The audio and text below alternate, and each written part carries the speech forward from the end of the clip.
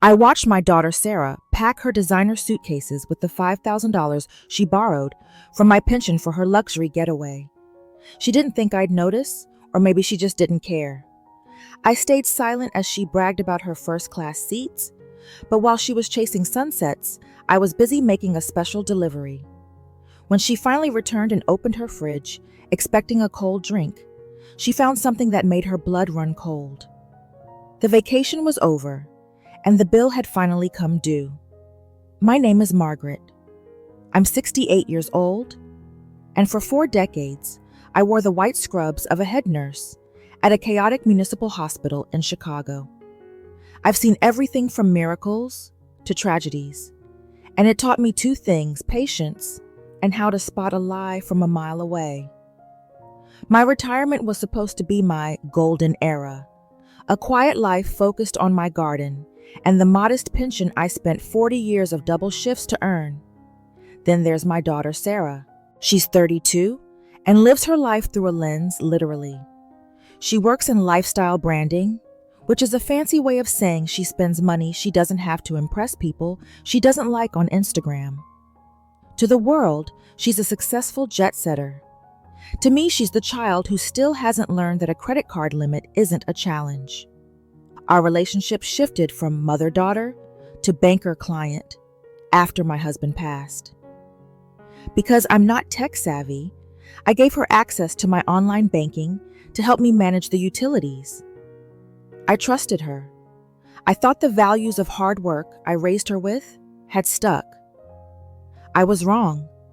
When I discovered she had siphoned $5,000 from my pension money, I had specifically earmarked for a necessary knee replacement to fund a business networking trip to the Maldives. Something in me snapped. It wasn't just the theft, it was the casual cruelty of it. She assumed I was too old to notice and too soft to fight back. She forgot that a nurse knows exactly where to cut to make it hurt the most. The betrayal didn't just sting. It felt like a cold blade between my ribs. To understand why this hurt so much, you have to understand the poverty I came from. I grew up in a household where we counted every penny, and the word pension was treated with a holy reverence. It was the only thing standing between an elderly person and the street. I spent my entire career standing on my feet for 12 hours a day, lifting patients and rushing down linoleum hallways. My knees paid the price. Every morning, I wake up with a dull, grinding ache that radiates through my legs. That $5,000 wasn't extra money. It was my ticket to walking without pain again. It was my freedom. Sarah knew this. She had seen me ice my joints every night. She had seen the brochures for the orthopedic clinic on the kitchen table. Yet when I checked my balance and saw the transfer labeled simply as marketing expense, my heart did a slow, heavy roll in my chest. My stomach dropped as if I were in a falling elevator. I remember the day she left for the airport. She came by to check on me, wearing a silk jumpsuit that probably cost more than my monthly groceries. Her eyes were bright with a fake manic energy. "Don't worry, Mom," she said, kissing my cheek. "This trip is an investment. I'll make it all back and take you to Paris next year." Her tone was patronizing, the way you talk to a toddler. She thought I was oblivious. As she walked out the door, her body language was triumphant. Shoulders back, chin up, the posture of someone who had successfully pulled off a heist. I watched her from the window, my hands gripping the edge of the sink so hard, my knuckles turned white. My deepest fear has always been becoming a burden to my children. But that day, a new fear took its place. The realization that my child had become a predator. I felt a wave of nausea, followed by a searing white-hot anger. This wasn't just about the money anymore. It was about the fact that she viewed my life, my pain, and my labor as resources for her to exploit. I looked at the brochures for my surgery, then at the empty space where my savings used to be. A nurse is trained to triage, to decide what can be saved and what is already dead. In that moment, the gentle mother in me died, and the head nurse took over. I didn't cry. I didn't call her to scream. Instead, I sat down, opened my laptop, and began a very different kind of investment strategy. If she wanted to live like a queen on my dime, she was about to find out what happens when the bank decides to close the account and seize the collateral. While Sarah was halfway across the world, posting photos of turquoise waters and $20 cocktails, my daily life became a mission of calculated silence. Usually our house is filled with the sounds of her buzzing phone and her complaining about engagement rates over breakfast. But with her gone, the house felt like a staging ground. I live in a modest but comfortable bungalow. I take pride in its upkeep. Every floorboard is polished. Every bill is filed. Sarah lives in the mother-in-law suite at the back of the property. I had let her move in 2 years ago when she claimed she was pivoting her brand. I didn't charge her rent, thinking I was helping her build a future. I even stocked her fridge with her favorite organic greens and expensive cold-pressed juices, thinking that a mother's job never truly ends. In the days after she left, I spent my mornings in her suite. The air smelled like her expensive French perfume and a hint of desperation. As I looked around at the boxes of unsold lifestyle products and the racks of designer clothes, she couldn't afford the tension in my jaw tightened. I realized I had been subsidized her delusions of grandeur at the expense of my own health. My routine shifted. Instead of gardening, I spent hours on the phone with the bank, the credit card companies, and a local liquidator. I moved with a physical precision I hadn't felt in years. The grinding pain in my knees became a fuel rather than a hindrance. I felt a strange sense of ease as I began to dismantle the life I had built for her. Every evening, she would send me a check-in text. "Hope you're doing okay, Mom. The Maldives are life-changing. Wish you were here, LOL." I would reply with a simple, "Enjoy your trip, dear. Everything is being taken care of at home." I wasn't lying. Everything was being taken care of. The positive emotions I used to feel, the pride when I saw her name in a digital magazine, were gone, replaced by a cold, clinical detachment. I looked at the fridge in her suite, the one I had filled with love for 3 years. It was the heart of her pampered existence. I decided that's where the bill would be delivered. I hired a moving crew. I didn't take her clothes or her personal memories. I wasn't a monster. I took the things I had paid for: the high-end iMac, the professional lighting equipment, the designer furniture she borrowed from my living room. By the time I was done, her suite looked like a hollowed-out shell. But the centerpiece of my retaliation was waiting inside that stainless steel refrigerator. I made sure the temperature was set just right. The stage was set for her return. The daughter who thought her mother was a pushover was about to walk into a reality check that no Instagram filter could fix. The conflict didn't start with a scream. It started with the quiet, rhythmic sound of a suitcase being dragged across the driveway. I sat in my darkened living room, the only light coming from the street lamp outside, watching Sarah arrive home at 11:00 p.m.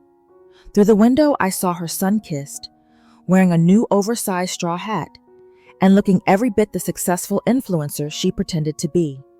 I felt a surge of nausea mixed with a strange icy clarity. I didn't get up to greet her. I didn't offer to help with her bags. I just waited. I heard her key turn in the lock of the back suite. I heard the door creak open. Then there was a long, heavy silence. I imagined her eyes scanning the room, finding it stripped of the expensive technology and furniture I had reclaimed. But she didn't call out for me yet. No, the first thing Sarah always did after a long flight was head straight for the kitchen. She was obsessed with her post-flight detox routine. I stood up, my knees popping painfully, and walked to the door connecting our living spaces. I stood in the shadows of the hallway. Then it happened. The sound of the heavy refrigerator door swinging open. And then the scream. It wasn't a scream of physical pain. It was a shriek of pure, unadulterated horror. I stepped into the kitchen and flipped the light switch. Sarah was backed against the counter, her face pale, her mouth hanging open, Her hands were shaking so violently she dropped her designer handbag. She was staring into the fridge, which I had emptied of every organic juice and kale leaf. In their place, I had lined the shelves with dozens of high-resolution color photographs. They weren't photos of her trip. They were close-up clinical photos of my swollen, bruised knees, the ones that needed the surgery she had stolen from me. Next to the photos, I had placed the bank statements with the $5,000 withdrawal, circled in bright, bleeding red ink. And in the center of the middle shelf sat a single empty beggar's bowl, with a note inside that read, "Since you ate my future, I thought you'd like to see what the ingredients looked like." "Mom," she gasped, her voice cracking. Her eyes darted to me, filled with a mixture of shock and a flickering defensive anger. What is this? Where is my computer? Where is my bed?" I walked toward her, my body language rigid and imposing, the way I used to stand when a junior doctor made a life-threatening mistake. "You spent my pension on a tan Sarah," I said, my tone low and vibrating with a decade's-deep authority. "So I spent your luxury on my survival. The iMac, the camera, the furniture. They've all been sold to a liquidator. I got exactly $400 for them. You still owe me $200. You can't do that," she yelled, her chest heaving. "That's my career. You've ruined everything I had. Brand deals lined up."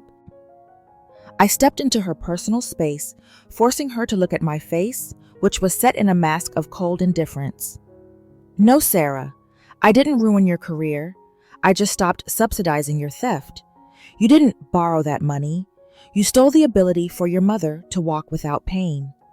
Look at those photos in the fridge. Really look at them. That's the investment you made." She looked back at the fridge, at the gruesome, honest reality of my physical suffering displayed next to her bank-authorized betrayal. For the first time in years, the influencer mask slipped. Her shoulders slumped, and she began to sob, not the pretty, delicate sob she used for her videos, but a harsh, ugly sound of a child who finally realized the world didn't revolve around her. But I wasn't finished. This wasn't just a confrontation. It was a total restructuring of her reality. I reached into the fridge, pulled out the bank statement, and tapped the red circle. "The vacation is over, Sarah, and the rent for this suite. It starts tomorrow. Market rate. In cash." The kitchen was silent save for the sound of Sarah's ragged breathing and the low hum of the refrigerator. The atmosphere was heavy with the smell of her expensive airport duty-free perfume, clashing with the sterile cold air of the kitchen. This was the moment where the power dynamic shifted forever. Sarah tried one last desperate gambit. She wiped her eyes, her expression hardening into a look of feigned indignation. "You're being cruel, Mom," she whispered, her voice trembling with a fake fragility. "I was going to pay you back. I just needed a win. Do you know how hard it is to make it in my industry? You're supposed to support me, not ambush me like this." I didn't blink. My eyes stayed locked on hers, cold and steady. "Support is what I've done for 32 years, Sarah. Ambush is what you did to my bank account while I was sleeping. You didn't ask. You didn't even have the courage to look me in the eye and lie about it. You just took." I reached past her and grabbed one of the photos from the fridge, the one showing the fluid buildup on my left patella. I held it inches from her face. "This is my industry, Sarah. This is 40 years of lifting people who couldn't lift themselves. My body is the collateral for the life you've been living, and I'm calling in the debt." Her body language shifted from defensive to defeated. She looked around at the empty kitchen, the missing appliances, and the cold reality of her stripped-down life. The truth was exposed. She had no plan, no brand deals, and no way to replace what I had taken back. She was a 32-year-old woman with a suitcase full of tropical clothes and a $0 balance. "What am I supposed to do?" she asked, her voice small, stripped of its usual arrogance. "You're going to do what I did at 22, I replied, my tone sharp as a scalpel. "You're going to get a job, a real one that requires a uniform and a clock in sequence. And every Friday, you're going to hand me an envelope with the rent and the interest on that $5,000. I have a flight to New York for Fashion Week in 10 days. She stammered, her thoughts still clinging to the wreckage of her old life. I already booked the hotel. I smiled then, but there was no warmth in it. It was the smile of a predator who had finally cornered its prey. I reached into my pocket and pulled out a small metallic object. I tossed it onto the counter. It was the SIM card from her professional phone, the one linked to all her business accounts, which I had removed from her office before the liquidators arrived. Your New York trip just paid for my first month of physical therapy, I said. I canceled your reservations and used the refund policy you so kindly ignored. Consider that your first lesson in financial management. The realization hit her like a physical blow. Her face went from pale to a ghostly gray. She realized that I hadn't just taken her furniture. I had dismantled her digital identity. I had taken the brand she valued more than her own mother. You can't just delete my life, she shrieked, reaching for the SIM card. I stepped back, my hand shielding the card. I didn't delete it. I archived it. It stays in my safe until the $5,000 is paid back in full, earned by the sweat of your brow, not the click of a mouse. Welcome back to the real world, Sarah. It's a lot colder than the Maldives. The next 48 hours were a masterclass in psychological and logistical warfare. Sarah didn't take my ultimatum lying down. She spent the first night trying to hack back into her life. I heard her in the guest suite, her voice rising in frustrated screams as she realized I had changed the house Wi-Fi password and contacted her mobile carrier to flag her device as stolen. She thought she could retaliate by making my life a living hell. She emerged the next morning, her eyes bloodshot, her hair unkempt. Fine, she spat, her face contorted with spite. If I'm paying rent, I'm a tenant. And as a tenant, I have rights. I'm not doing the dishes. I'm not mowing the lawn. And if you want me out, you'll have to go through the legal eviction process, which takes months. She thought she was being clever. She thought her mother, the old nurse, didn't understand the law. She forgot that in my 40 years at the hospital, I dealt with every kind of bureaucratic nightmare imaginable. You're right, Sarah, I said calmly, sipping my tea while my knees throbbed with a dull familiar ache. You are a tenant. And since you've officially declared yourself one, I've drafted a formal lease agreement. It includes a clause about quiet enjoyment and utility caps. Since you aren't working, I've decided to turn off the air conditioning in your unit to save on costs. It's a heat wave outside, but as you said, we must be fiscally responsible. Her jaw dropped. The Chicago humidity was already pushing 90 degrees, but I wasn't done. Also, I continued, my voice clinical and cold. Since you stole from a pension fund, which is a form of financial elder abuse, I took the liberty of calling our family attorney Mr. Henderson. He's prepared a notice of criminal filing. I haven't submitted it yet. It's sitting on my desk right next to your SIM card. I'll hold on to it as long as you remain a compliant tenant who pays their debts. This was my counterattack. I wasn't just taking her toys. I was threatening her freedom. The look of pure, unadulterated terror that crossed her face was more satisfying than any vacation. She realized that I wasn't playing a motherly game of tough love. I was treating her like the criminal she had become. By noon, the influencer was broken. She couldn't call her friends because she had no phone. She couldn't leave because she had no money for an Uber. She sat on the floor of her empty, sweltering suite, surrounded by designer luggage filled with clothes that were useless in the real world. The retaliation reached its peak when I forced her to help me into the car. I made her drive me to the orthopedic clinic. She had to sit in the waiting room surrounded by elderly people in walkers and wheelchairs for 3 hours. I made sure she heard every groan of pain I made when I stood up. I made her watch as the doctor pointed to the x-rays and explained how the delay in surgery was causing permanent cartilage damage. When we got back to the car, she was shaking. Her body language was no longer defiant. It was small, collapsed. I'll get a job. she whispered, her hands gripping the steering wheel. Anything. Just don't call the police. And please turn the air back on. The air stays off until you show me a signed employment contract, I replied. And Sarah, tomorrow morning, you're going to help me clear out the garage. There's a lot of old equipment in there we can sell. Consider it your first shift. I had effectively turned her luxury lifestyle into a labor camp of her own making. I was using her own laziness and her fear of a criminal record against her. I felt a profound feeling of satisfaction. For years, I had been the one serving her. Now the roles were reversed. I was the administrator, and she was the intern on a very long, very difficult probation. The real breaking point didn't happen in the heat or at the lawyer's office. It happened on the third day at 6:00 a.m. I woke Sarah up by pounding on her door. I didn't care that she had only slept a few hours. I handed her a pair of my old stained nursing clogs and a thick pair of rubber gloves. "Get up," I said, my voice echoing in the empty room. "We're going to the local shelter. They need help in the industrial kitchen, and I've volunteered your time." Sarah looked at the clogs as if they were made of lead. Her eyes were hollow, the glamour of the Maldives, now a distant, cruel joke. "Mom, please, I'm exhausted. Can't we just talk about this?" "We're done talking, Sarah. We're doing." When we arrived at the shelter, the atmosphere was a shock to her system.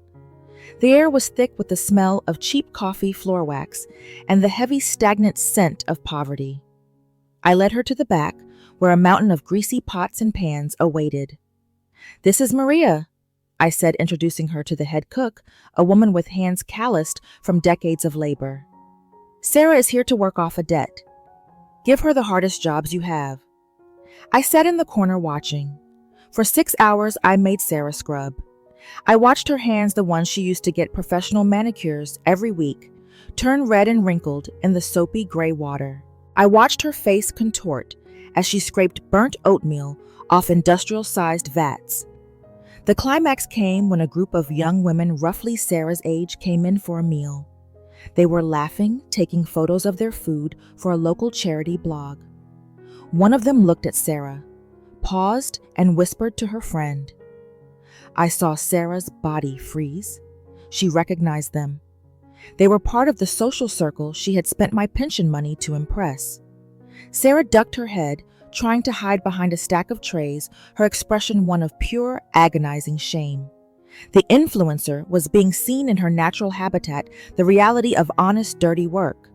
She turned to me, her eyes brimming with hot, angry tears. "Are you happy now?" she hissed, her voice trembling. "You've humiliated me. You've taken everything. Is this what you wanted, to see me broken?"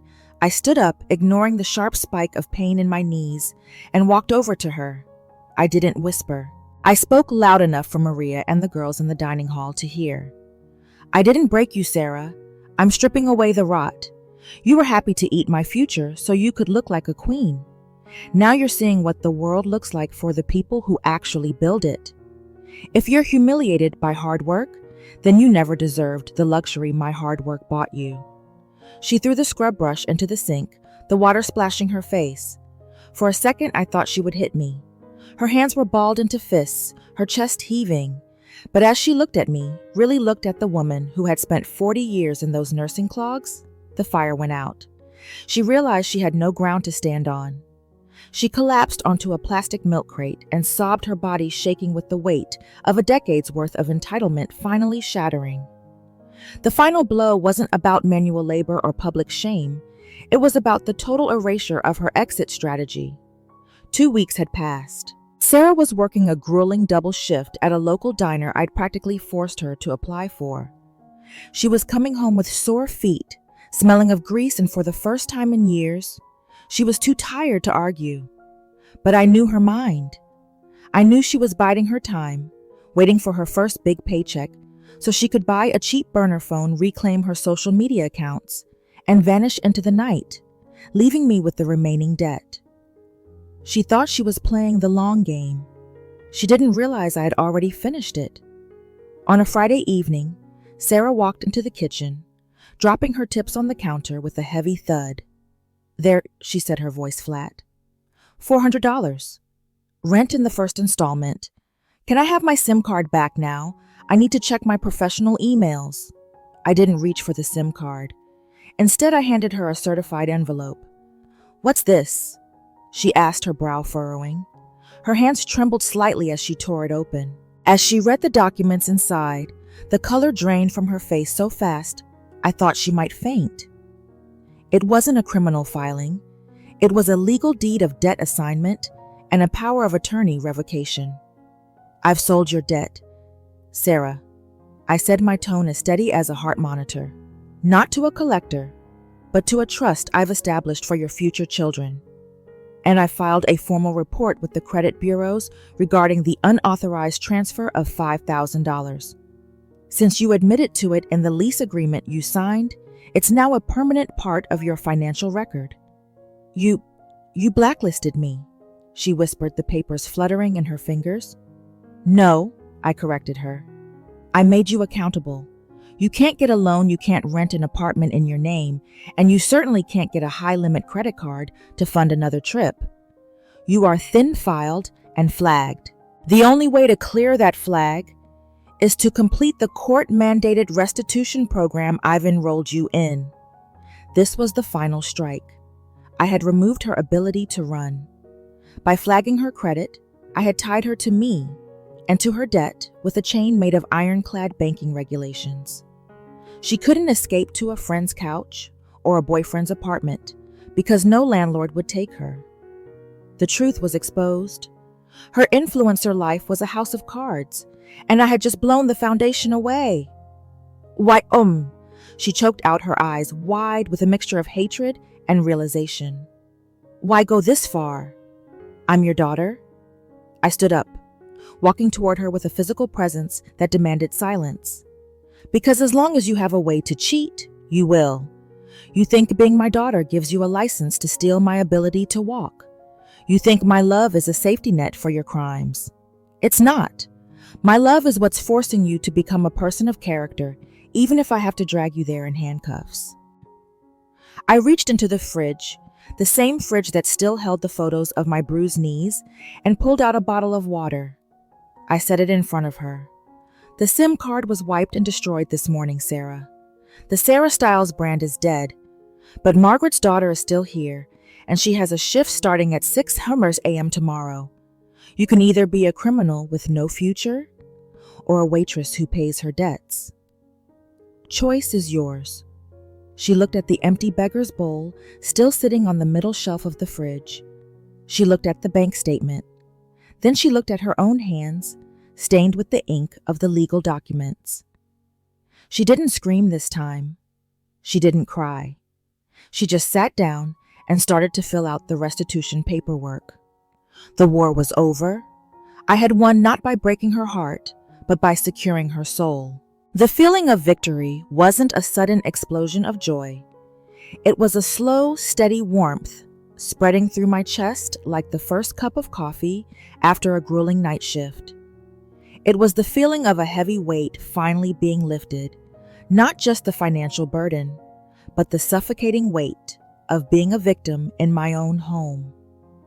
3 months later, I sat on my front porch watching the sunrise. My knees were still stiff, but the surgery was finally scheduled for next Tuesday. The funds were back in my account, but more importantly, the power was back in my hands. I felt freed. I was no longer a pensioner waiting for my daughter's scraps. I was the architect of my own peace. Sarah came out of the back suite, dressed in her modest waitress uniform. There was no silk, no designer logos, and no fake tan. Her body language had changed. She walked with a purposeful tiredness. Her shoulders squared, her face clean of the heavy makeup she used to wear like armor. "Morning, Mom," she said, her voice quiet but clear. She handed me a small envelope. I opened it. Inside was the final payment of the original $5,000 plus the interest we had agreed upon. Watching that final check slide out was intensely gratifying. It was the definitive proof that I had regained my freedom. This freedom wasn't about the money itself. It was about from the cycle of enabling.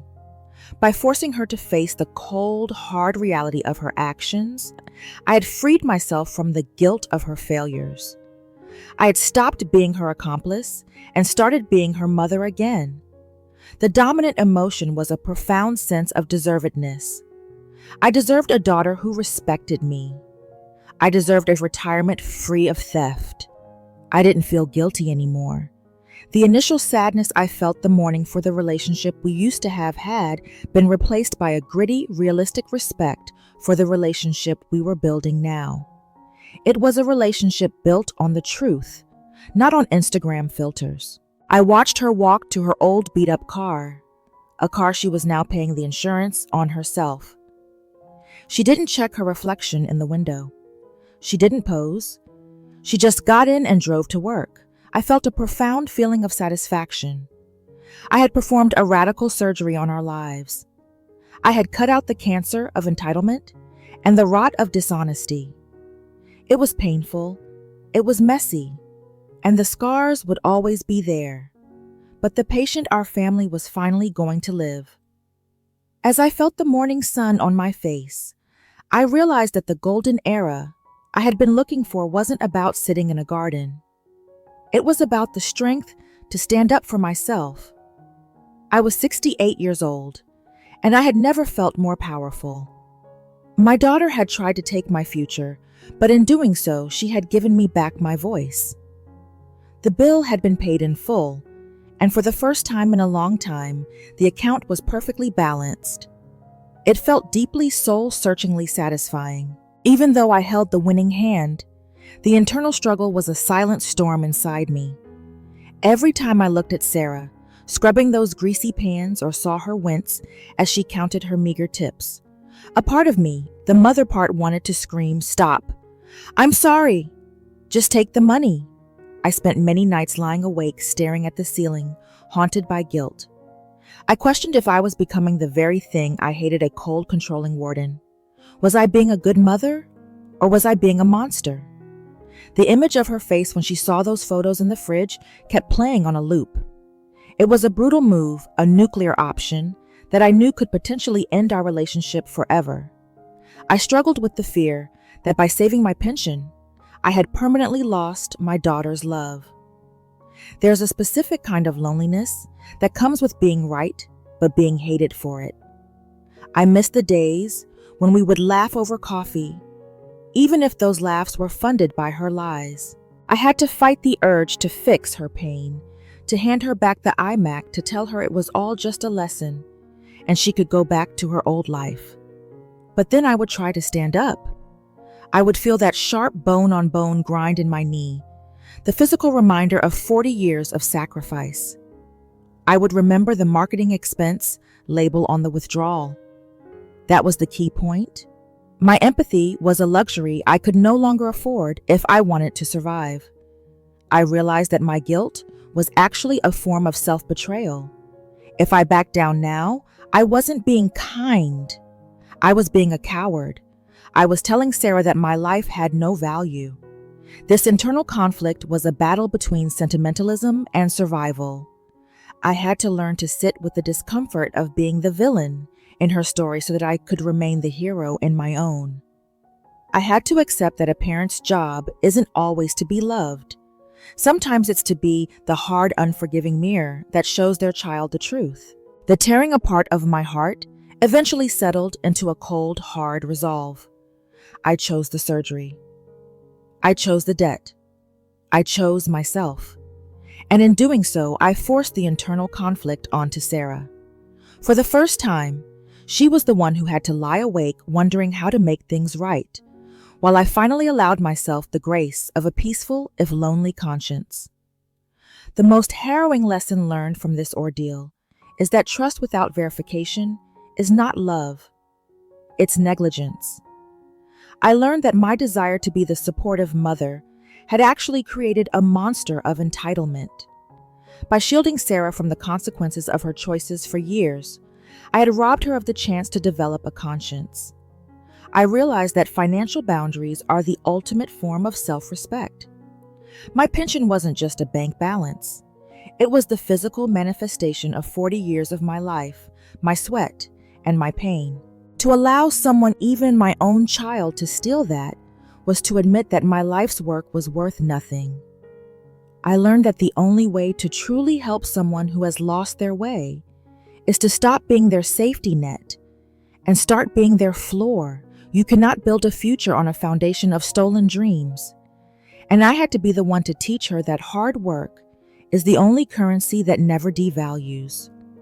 My decision was to improve the relationship, but the terms of engagement had changed forever. I didn't want to let go of my only daughter, but I was fully prepared to live without her if she refused to change. The conditions required for change were absolute. Sarah had to maintain a steady, verifiable income for 1 full year, attend financial literacy counseling.